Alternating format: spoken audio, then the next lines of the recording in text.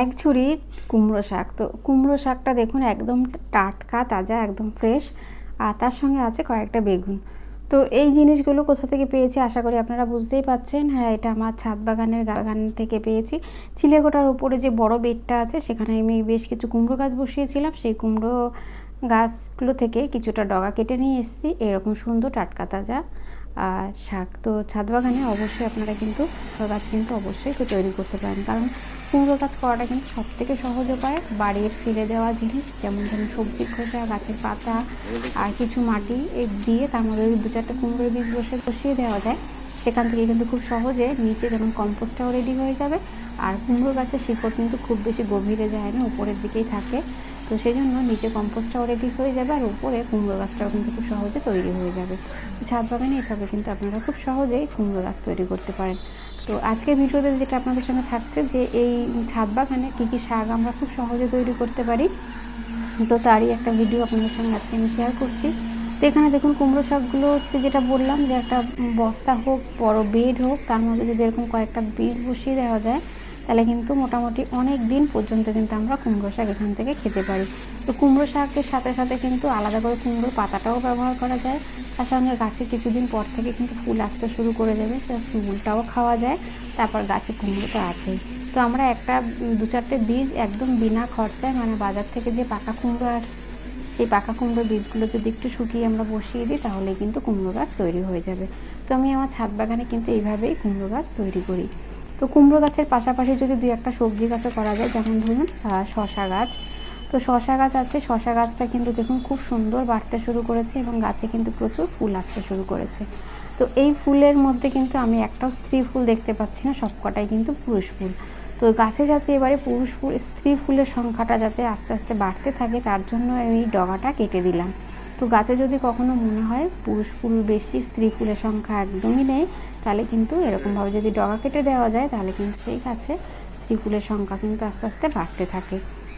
তো সবজির মধ্যে আরেকটা হচ্ছে বরবটি গাছ। তো ছাদ বাগানে কিন্তু বরবটি গাছটাও খুব সহজে তৈরি করা যায়, সেটাও কিন্তু খুব ভালো হতে থাকে। একবার বীজ এনে বসিয়ে দিলেই কিন্তু গাছ তৈরি হয়ে যাবে। আর এখানে আমার ড্রাগন ফলটা বেশ বড় হচ্ছে আস্তে আস্তে।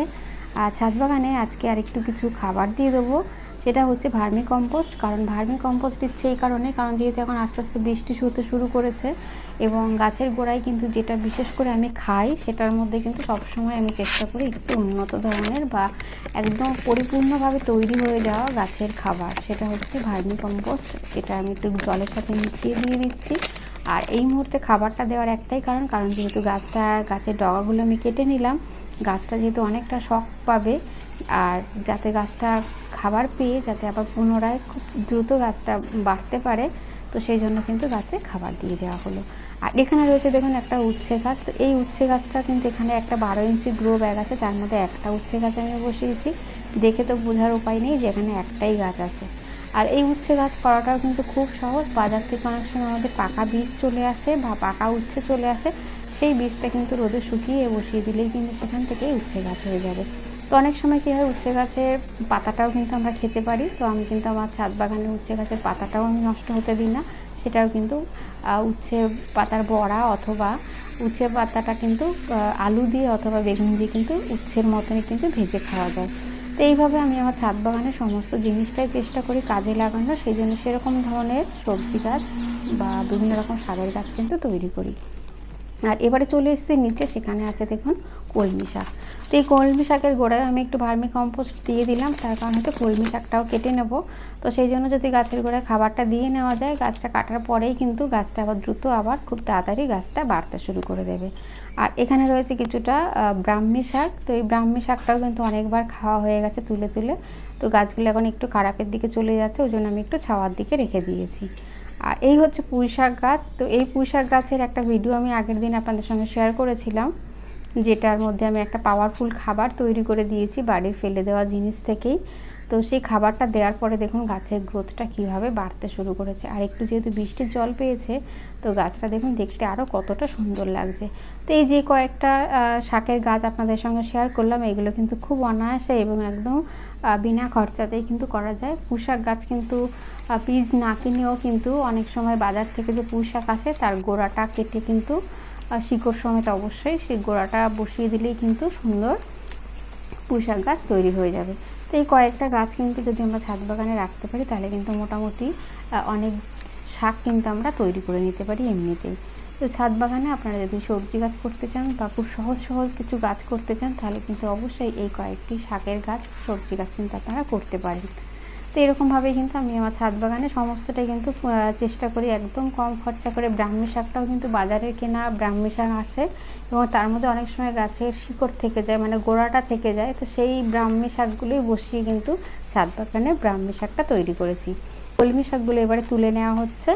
তো এই কলমি শাকটা তুলে নিচ্ছি, এরপরে কিন্তু আবার বেশ খুব তাড়াতাড়ি কয়েকদিনের মধ্যেই কিন্তু আবার শাকটা কিন্তু হারভেস্ট করা যাবে। তো ছাদ বাগানে যদি এরকম কয়েকটা কলমি শাকের গামলা থাকে তাহলে কিন্তু আমাদের সারা বছরই বা আমরা কিন্তু খুব সুন্দরভাবে কিন্তু এরকম অর্গানিক, দেখুন কোনো রকম পোকামাকড়ে কিন্তু কোনো রকম অ্যাটাক নেই। তো এরকম সুন্দর শাক এই বর্ষাতে কিন্তু কলমি শাক দ্রুত বাড়ে। আপনারা চাইলে কিন্তু এই সময় কলমি শাকটা কিন্তু অবশ্যই ছাদ বাগানে তৈরি করতে পারেন। তো কুমড়ো শাক, কলমি শাক, করলা এই গাছগুলো কিন্তু খুব সহজে তৈরি করা যায়। আপনার সবাইকে অনেক ধন্যবাদ ভিডিওটি দেখার জন্য। ভীষণ ভালো থাকবেন সবাই। ফিরে আসছি নতুন আরেকটি ভিডিও নিয়ে। নমস্কার।